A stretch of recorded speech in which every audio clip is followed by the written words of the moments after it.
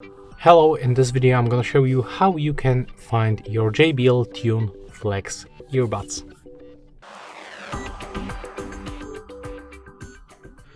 So to find your earbuds you have to be previously connected with the JBL headphones application and of course your smartphone. So when you lost one of your earbuds, for example in your house, you have to go to the application, select your earbuds and then find this option. It's called Find My Buds. So open it and here we can, for example, play the left earbud sound and click continue.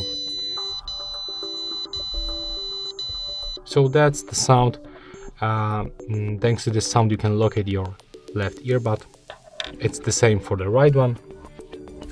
And of course it will be useful when you are in the home, in the calm places, but when you are outside in the town in the rush hours, there's like probably no chance to find it with this feature.